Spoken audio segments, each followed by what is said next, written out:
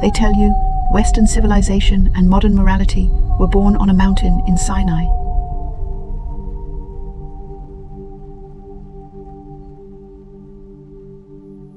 They tell you that the cornerstone of ethical law was delivered by one man to one people at one point in time.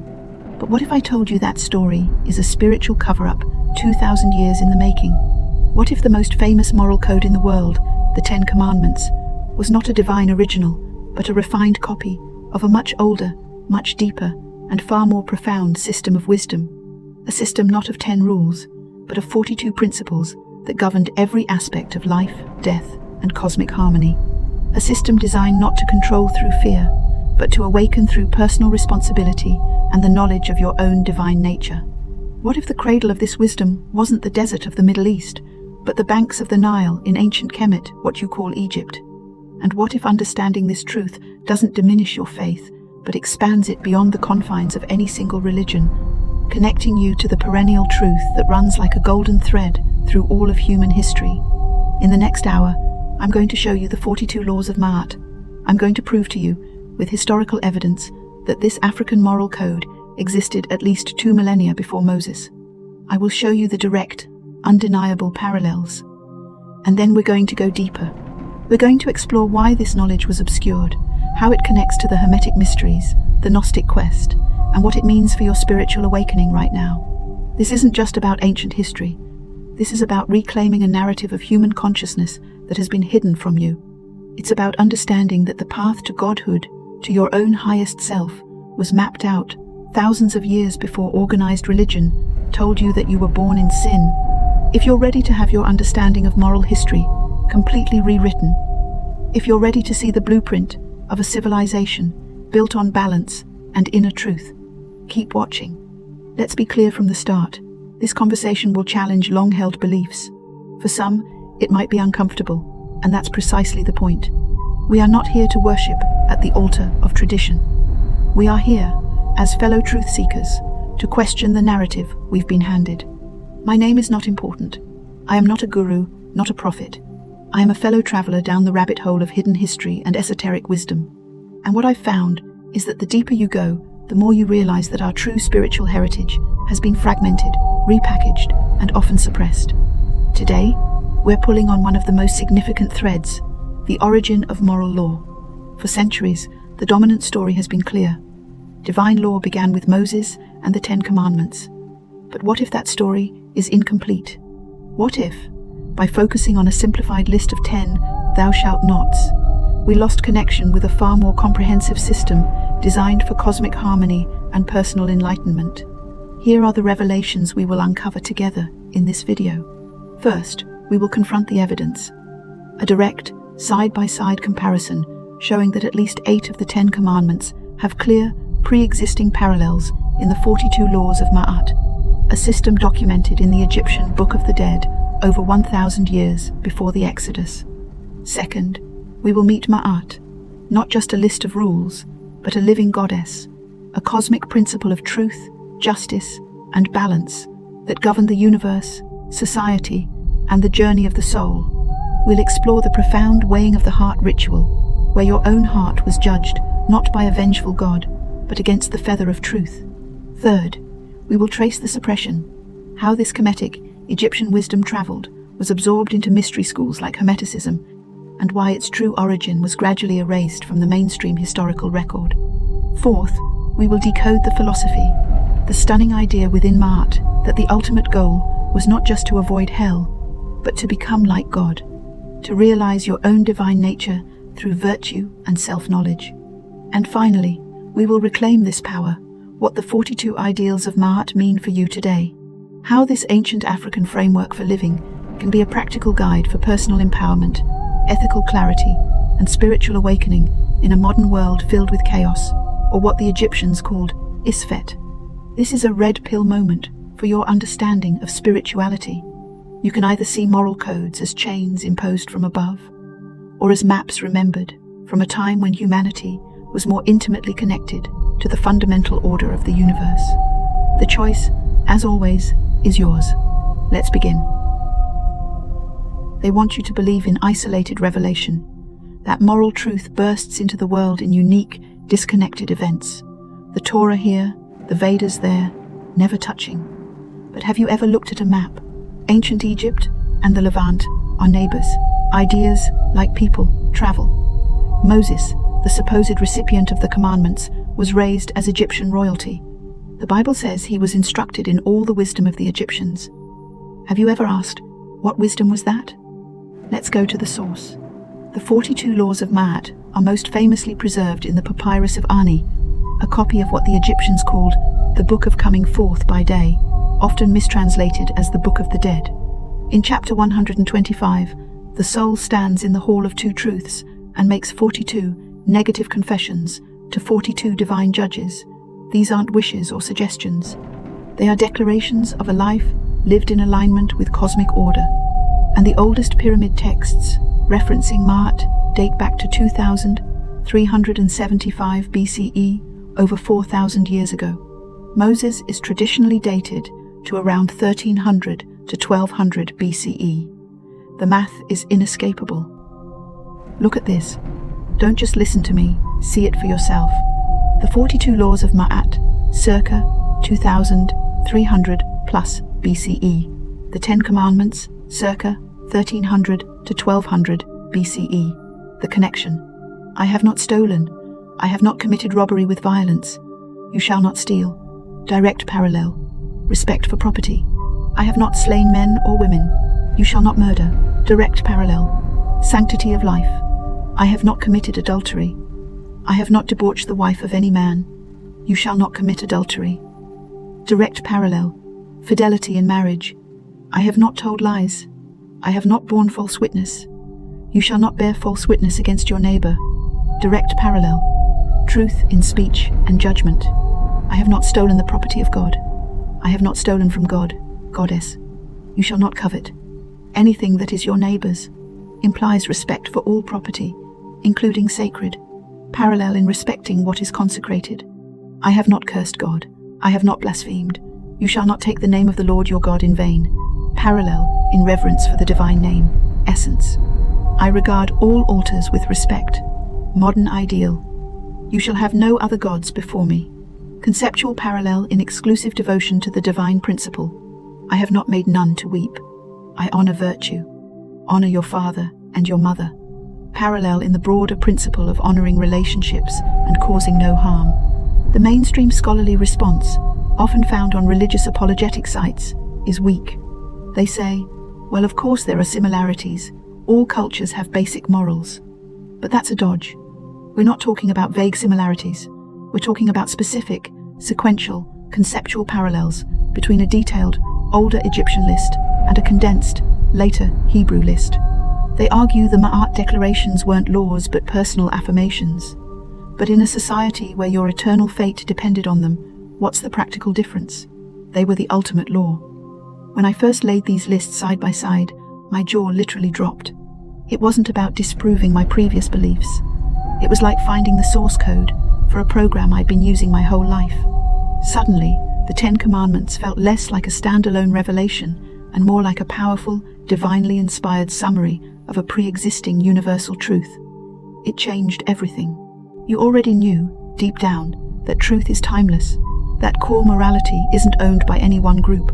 This evidence is your validation, but this is just the surface. To understand why this matters, we must go beyond the list and meet the force behind it, the goddess Ma'at herself. We just saw the list. But if you think this is just about rules, you've missed the entire point. The mainstream reduces spirituality to obedience. Follow these commands, or face punishment from a separate, judgmental God. But what if the ancient model was different?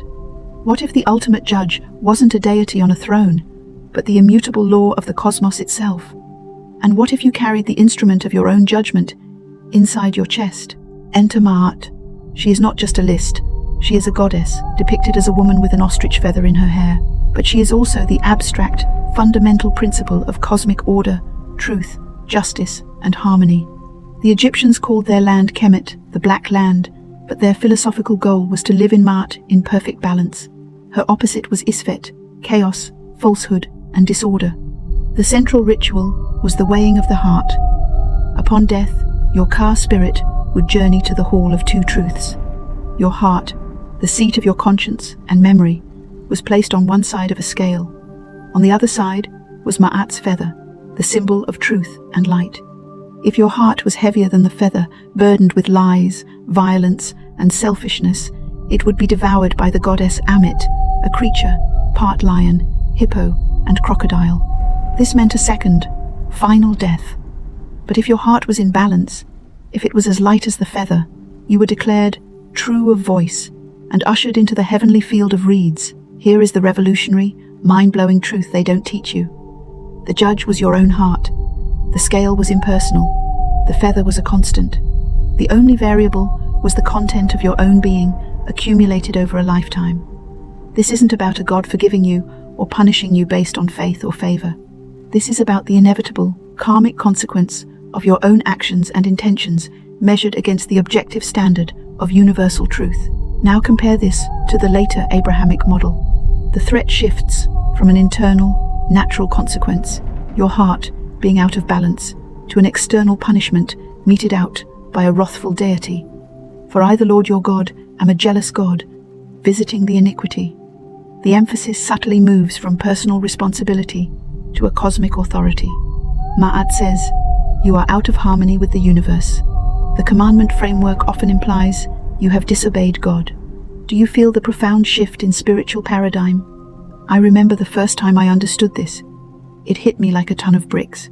All my life, I'd internalized this idea of an external, all-seeing eye-keeping score, ready to condemn. The Ma'at concept of the heart scale was liberating. It placed the power and the responsibility squarely in my own hands. My spiritual condition was the direct result of my alignment with truth, not the whim of a celestial judge. You already have this scale within you. That feeling when you lie and your stomach clenches?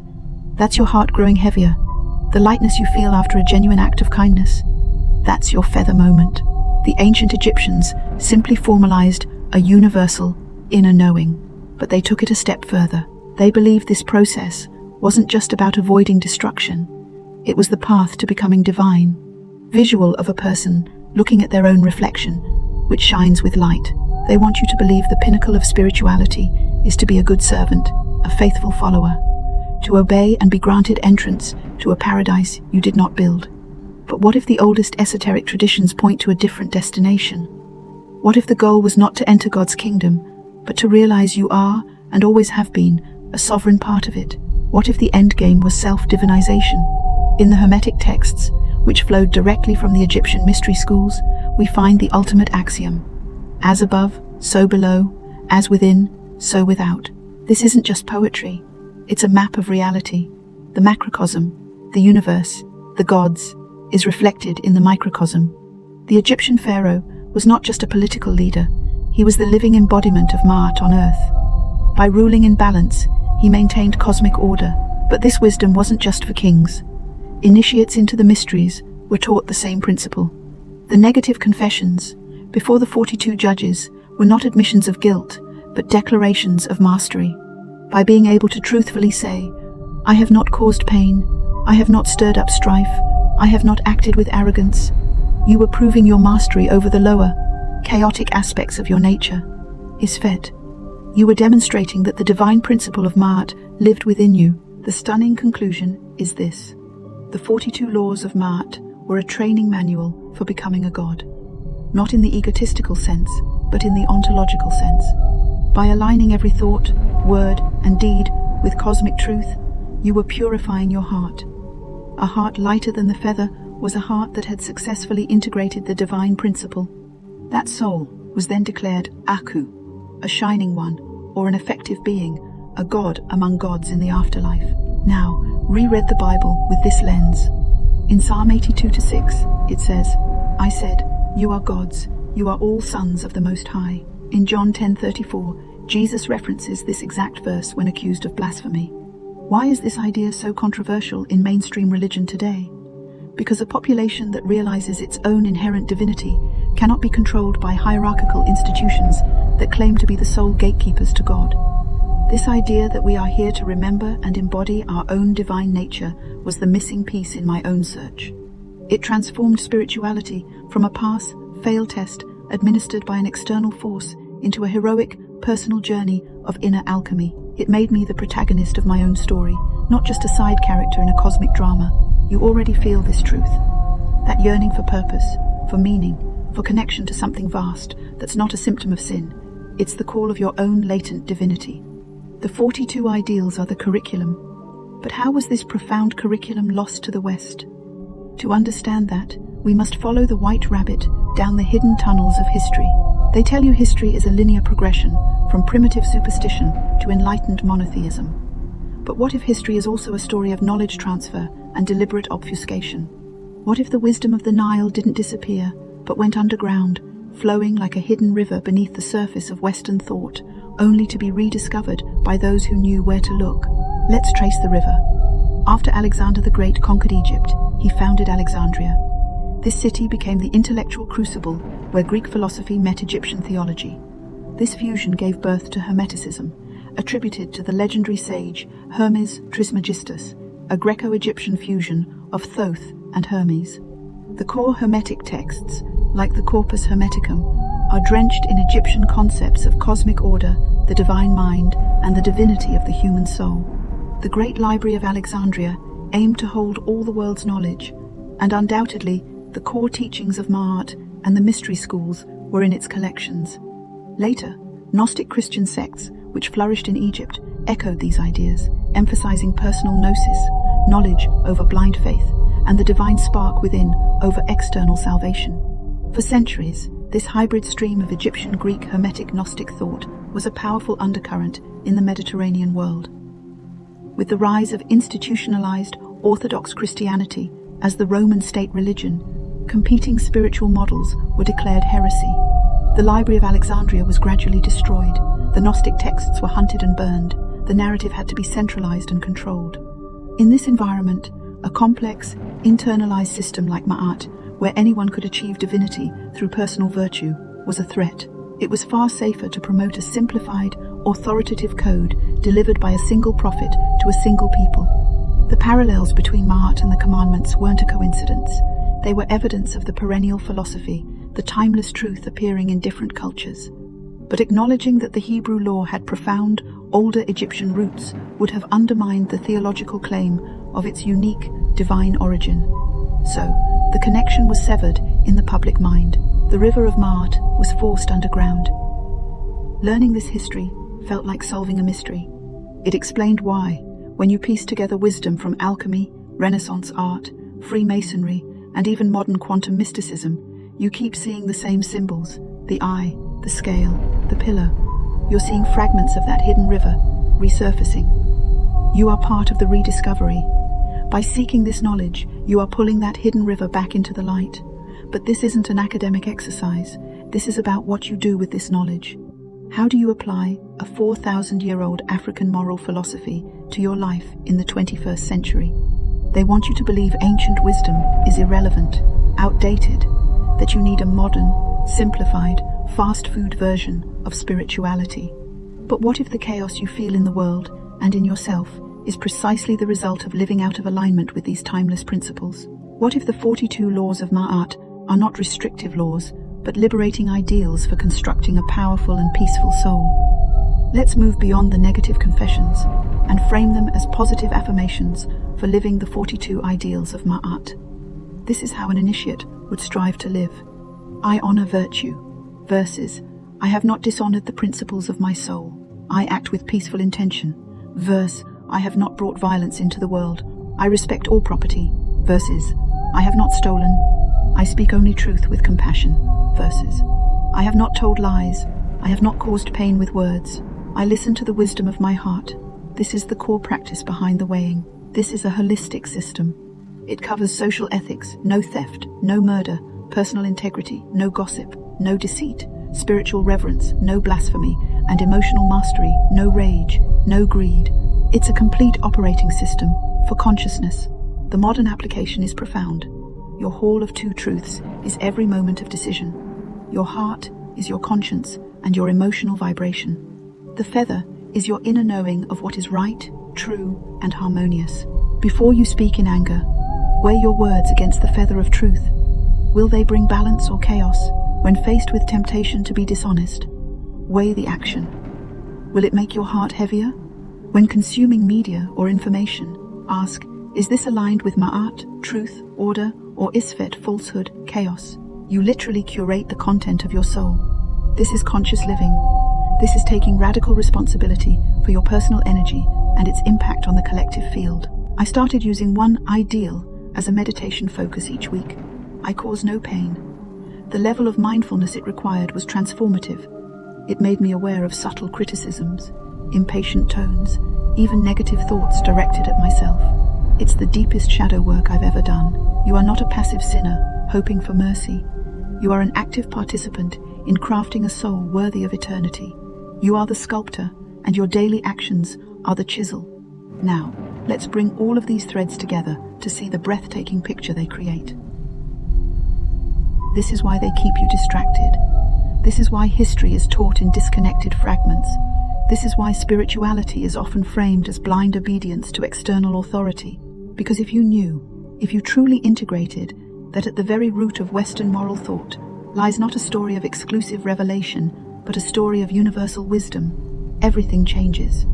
If you knew that a system designed for your divinization predates the system you were taught demanded your submission, you reclaim your power.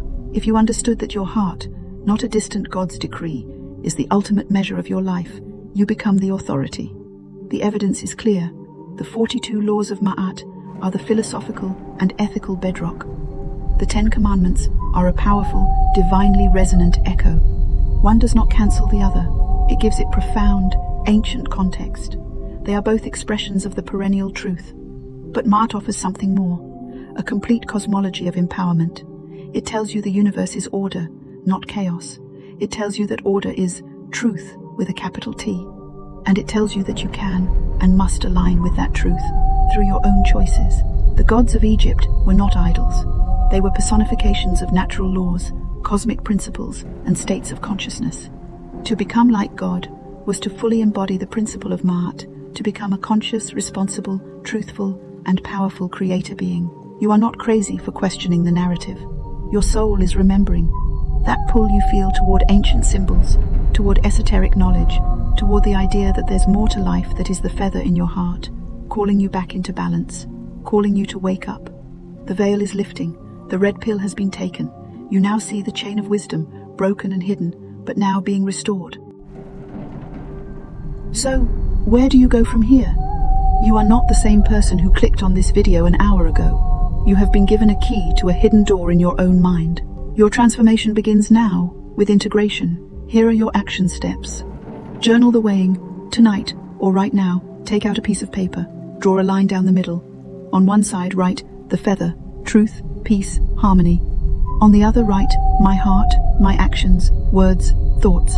Honestly list what's on each side. Where are you in balance? Where are you heavy? This is not for guilt. This is for awareness. The first step toward change. Adopt one ideal. For the next week, choose one of the 42 ideals. I practice gratitude. I honor all life. I speak with integrity. Write it on your mirror. Let it be your filter for every interaction. Feel what it does to your inner state.